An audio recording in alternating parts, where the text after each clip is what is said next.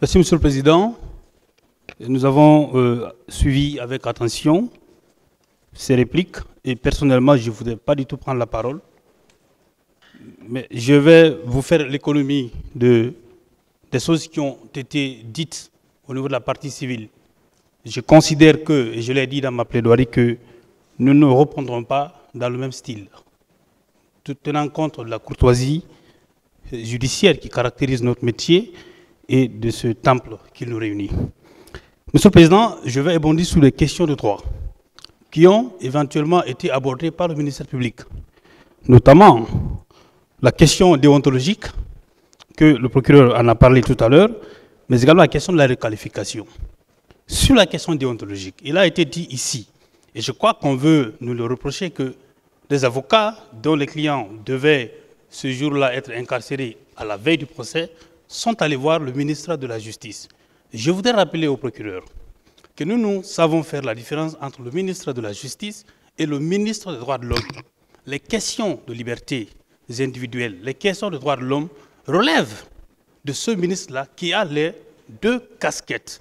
Il est arrivé que dans des procédures, que personnellement, que moi j'adresse des courriers au ministre, mais en sa qualité de ministre des droits de l'homme. Nous connaissons notre loi et personne n'a à nous l'apprendre.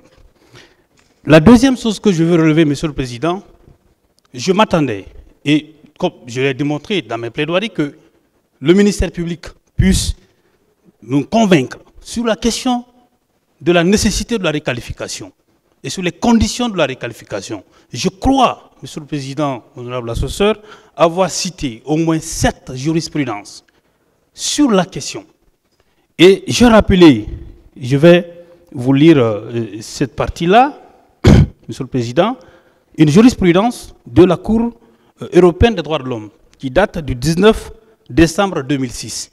J'ai dit ceci, je reviens là-dessus parce que le procureur a rappelé tout à l'heure que nos clients, après que la demande de requalification a été posée par le ministère public et que les parties aient donné leur avis sur l'opportunité de la requalification, il dit qu'on est passé à la phase de la confrontation et que dans ce cas-là, des questions ont été posées à nos clients. Je l'ai rappelé dans mes plaidoiries, Monsieur le Président, honorable assesseur, que dans cette salle, et vous avez été très exigeant sur la question, vous avez dit qu'aucune question ne doit déborder. On doit rester dans le cadre de la confrontation et qu'on ne peut pas poser des questions comme si nous étions dans le sens de l'interrogatoire.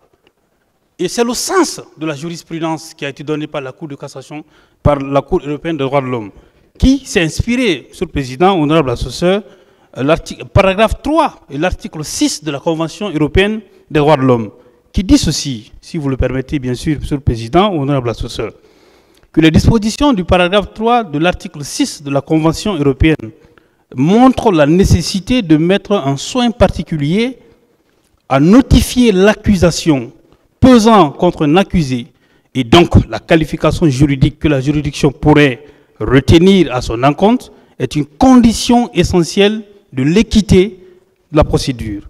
Elle poursuit pour dire que si les juridictions de fond disposent, lorsqu'un tel droit leur est reconnu en droit interne, de la possibilité de requalifier les faits dont elles sont régulièrement saisies, elles doivent s'assurer que les accusés ont eu l'opportunité d'exercer le droit de défense sur ce point de manière concrète et effective, en étant informés en temps utile de la cause de l'accusation, c'est-à-dire des faits matériels qui sont soumis à leur charge et sur lesquels se fonde l'accusation, mais de la qualification juridique donnée à ces faits et d'une manière détaillée. Pourquoi j'insiste sur ce point, Monsieur le Président?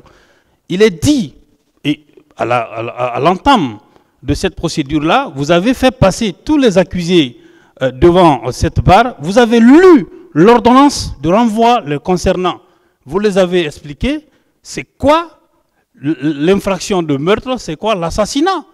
C'est ce qu'il aurait fallu faire lorsque la question de la requalification en crime contre l'humanité devait être posée. La dernière chose que je vais aborder, toujours sur la question de la requalification, il y a une jurisprudence que j'ai relevée, parce qu'ils ont dit quelque part ici que l'avis ou le consentement de l'accusé n'était pas nécessaire pour que le tribunal puisse aller dans le sens de la requalification. Je vous lis la condition de la requalification, Monsieur le Président. Un arrêt qui date du 15 janvier 2019, la Chambre criminelle de la Cour de cassation française. Que les éléments constitutifs de la nouvelle... il dit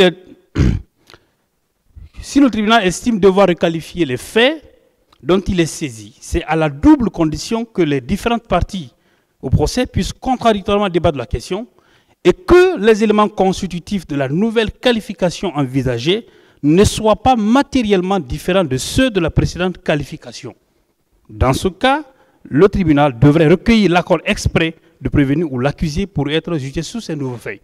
Le ministère public, et je crois que c'est le procureur Sidiki, dans ses réquisitions, ici, qui a donné les éléments constitutifs du crime contre l'humanité.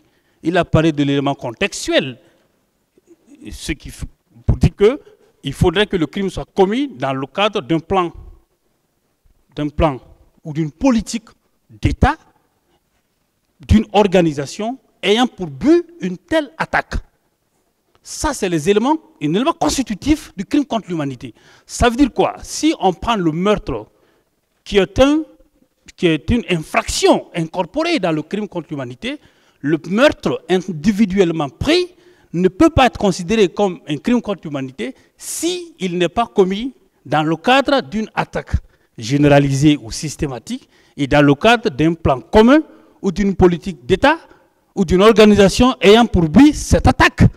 Il aurait fallu que le ministère public démontre que l'infraction qui est le meurtre, par exemple, ou la complicité, effectivement, qui est reprochée au capitaine d'Addis, par exemple, est les mêmes éléments constitutifs que le crime contre l'humanité. Sauf que ce n'est pas le cas, parce que le meurtre seul, pris de façon isolée, n'est pas un crime contre l'humanité, sauf s'il est commis dans le cadre d'une attaque générale ou systématique. Donc c'est sur ces points, Monsieur le Président, que je voulais apporter. Malheureusement, je suis resté sur ma fin. Le ministère public n'a pas pu apporter des arguments juridiques contraires à ces propos-là. Je vous remercie.